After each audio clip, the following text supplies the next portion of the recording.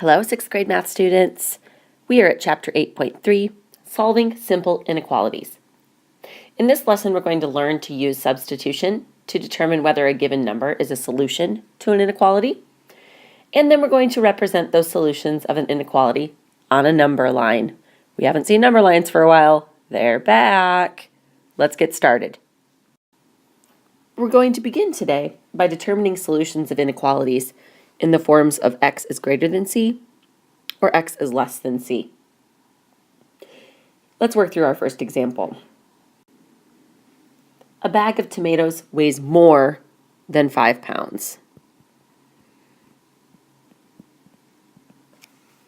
Find the possible weights of the bag of tomatoes, then represent the possible weights on a number line. So let's let x represent the weight of the bag of tomatoes. Since you know that the bag of tomatoes weighs more than 5 pounds, you're going to write this as an inequality. X is greater than 5. So to find the possible weights of the bag, we need to find the values of x that make x is greater than 5 true. So let's make a list. If x is 5.1, it's true, correct? If x is 5.2, x is greater than 5 is true. If x is 6, it's true. If x is 300, it's true, correct? However, if we say x is equal to 5, that is not true because it says that x is greater than 5. If x is equal to 3, nope, that doesn't work for our inequality either. Okay, so now we're going to draw a number line to represent these quantities. Excuse me. All right. So first begin by drawing your number line and adding your values.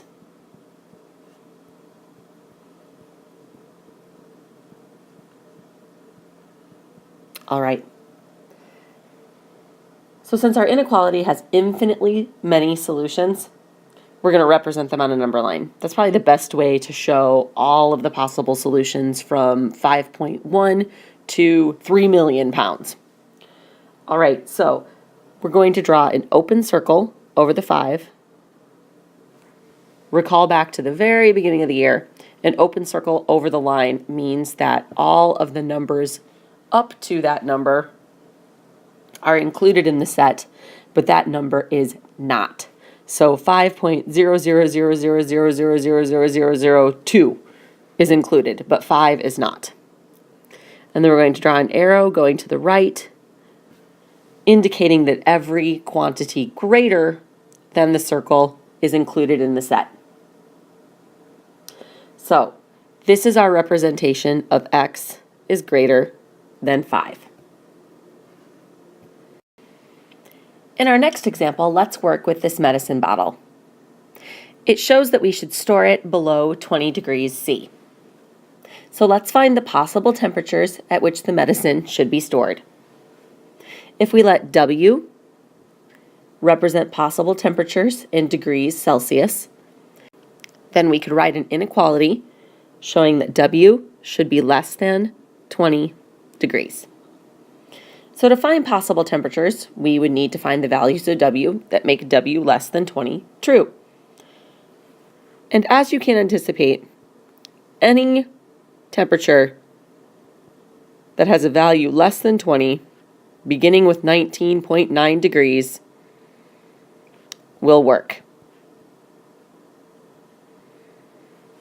Even the ridiculous things like negative 200 degrees.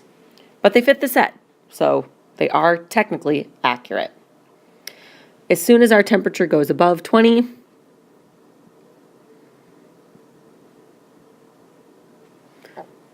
that number is no longer a part of the set. So let's draw a number line to represent this inequality.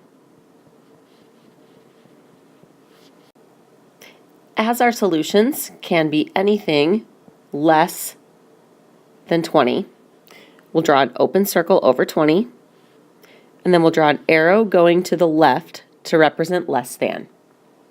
So this number line represents all of the possible solutions for W is less than 20 degrees. Here are your first practice problems. Use substitution to determine the solutions of each inequality. In other words, which values for the variable make each inequality statement true. Then represent the solution set of each inequality on a number line. Press pause while you work, and then we're going to come back and work on more inequalities for greater than or equal to or less than or equal to. Now let's work with inequalities in the form of x is greater than or equal to c and x is less than or equal to c. Yelena needs at least 7 feet of ribbon for her craft projects. Find the possible lengths of ribbon that would be enough to complete the project. Then represent the possible lengths on a number line. So we're going to let P represent the length of ribbon that she needs, and we're going to write an inequality to show the possible lengths that she needs. Our problem said she needs at least 7 feet, so P can be equal to 7. Quantities larger than 7 would also work though. So we're going to write our inequality as P is greater than or equal to 7. So let's figure out what values of P would make this true. Well, P could equal 7. It could also equal 7.01 or 7.5 or 3 million. You get the idea. Any quantity larger than 7 or equal to 7 will work for this inequality. Now let's represent it on a number line.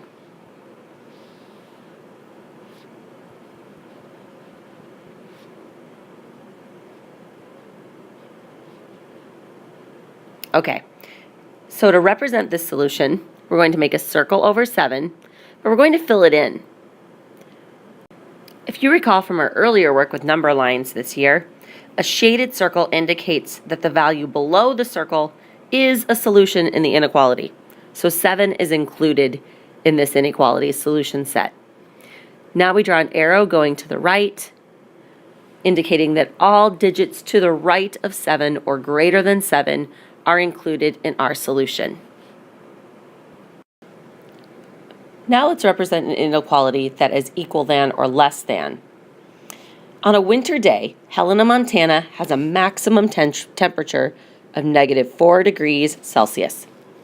Find the possible temperatures in Helena that day. Then represent the possible temperatures on a number line. So we're going to let Y represent the possible temperatures in Celsius of Helena that day.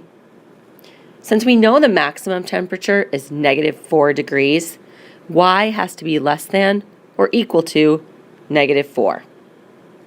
So to find possible temperatures, we could substitute values for Y. We know that if Y equals -4, our statement is true. We know that if Y equals -4.2, our statement is true. If Y equals -4.9, our statement is true. But if Y equals -3.9, our statement is not true because 3.9 or -3.9 is greater than -4. All right, let's represent this inequality on a number line.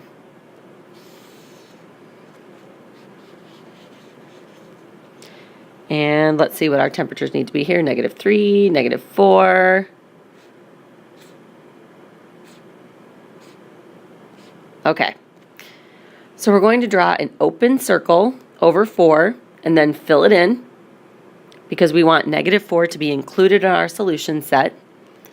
And then we'll draw an arrow to the left indicating that every quantity that is less than -4 will be included in our solution. Voila! Here we've represented our solutions for Y is less than or equal to -4. Here are your final practice problems for Chapter 8.3. Use substitution to find 3 solutions for each inequality. Then represent the solutions of each inequality on a number line. We will continue our work with solving simple inequalities tomorrow. Until then, happy graphing!